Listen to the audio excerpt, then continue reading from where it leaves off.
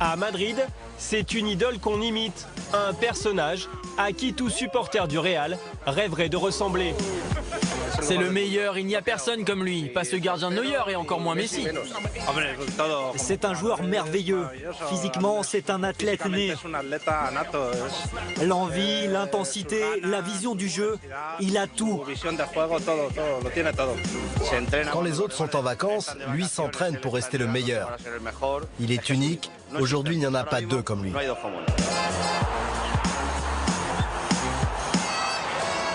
Cristiano Ronaldo a été meilleur que tout le monde cette année. Il mérite le ballon d'or. C'est le plus grand sportif de tous les temps. Du milieu provocateur à l'attaquant plein de sang-froid obnubilé par le but, Ronaldo s'est transformé au fil des années, porté par une puissance physique sans égale. Côté physique, c'est un robot, un sacré robot. Alors, comment travaille le double ballon d'or? Que se cache-t-il sous le capot de la Formule 1 Ronaldo?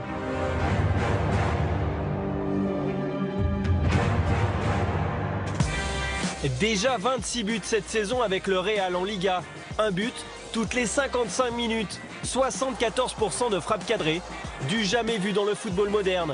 Et pourtant, rien ne semble compliqué avec Ronaldo. C'est un grand joueur, donc c'est facile. Hein. C'est quelqu'un qui est attiré par le but. Donc voilà, il reçoit des ballons et puis après, bah, voilà, devant la cage, il loupe rarement. Une force qui étonne encore son agent Jorge Mendes que nous avons rencontré la semaine dernière.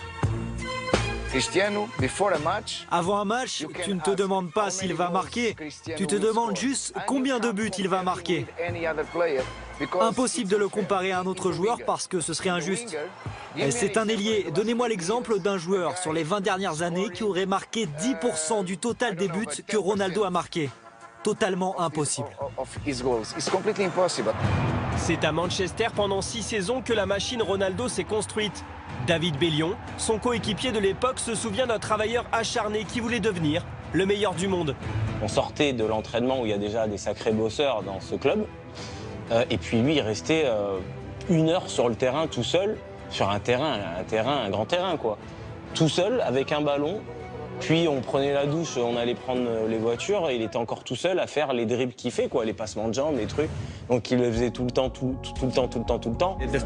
Après un match avec Manchester, où il n'avait pas bien joué, il dînait chez lui avec des amis. Et pendant qu'il mangeait, il regardait le match qu'il venait de disputer à la télévision.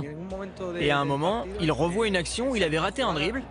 Il s'est levé de la table, est allé chercher un ballon et dans le salon a commencé à faire et refaire le dribble qu'il avait raté. Il n'est pas retourné à table jusqu'à ce qu'il y arrive. Mais que vaut la technique sans puissance? L'athlète portugais sculpte aussi son corps de manière méticuleuse. Quand il est arrivé, il était déjà quand même assez costaud pour son âge. Mais bon, c'est plus la bête qu'il est, c'était pas la bête qu'il est maintenant. Hein. Une bête, un monstre physique façonné pendant des années à Manchester et au Real par le professeur Di Salvo que nous avons retrouvé au Qatar. C'était facile de développer son corps parce qu'il était dans la demande permanente pour s'améliorer. Il me demandait tout le temps comment il pouvait travailler en plus tout seul pour améliorer son haut du corps, ses jambes. Même les jours de repos, à la maison, il prenait le temps de faire ses exercices. Et il me demandait même des programmes pour avancer pendant l'été. Et quand ses coéquipiers font des pompes, lui rajoute une difficulté.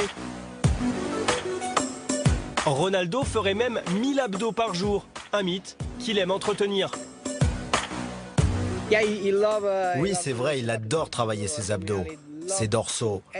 Il adore travailler quotidiennement au développement de son corps. Avec Cristiano, le professeur Di Salvo utilisait même la vidéo. C'est la première fois qu'il révèle ces images à la télévision. Il a des marqueurs sur tout son corps ici. Cela nous donne des infos sur sa manière de courir. Objectif, maximiser les performances du super-athlète et corriger le moindre petit défaut sur sa posture. J'ai eu la chance de travailler avec de superbes joueurs, dont 6 vainqueurs du Ballon d'Or. Zidane, Figo, Nedved, Cannavaro. Mais Cristiano reste le numéro 1 dans toutes mes évaluations. Une mécanique de précision qui permet à Ronaldo d'être rarement blessé. Tu peux éviter les blessures si tu travailles dur. Et il travaille dur. Il fait bien ses exercices, il fait aussi très bien sa récupération après les matchs. Il pourra jouer très facilement au plus haut niveau jusqu'à ses 37 ans. Il faut faire connaître le mode de fonctionnement de Cristiano pour montrer aux jeunes ce qu'il faut faire pour réussir. Ce n'est pas juste « hop, on va sur le terrain ».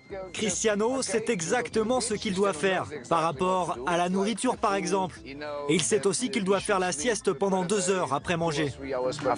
C'est un bon vivant quand même, Cristiano. C'était pas quelqu'un qui savait pas s'amuser. Au contraire, c'était le premier à rigoler, le premier à imiter tout le monde. C'était quelqu'un d'équilibré. C'était juste qu'il travaillait plus que les autres. Équilibré, mais tout de même obsédé par la perfection, ce qui lui donne ce côté arrogant du joueur sûr de sa réussite.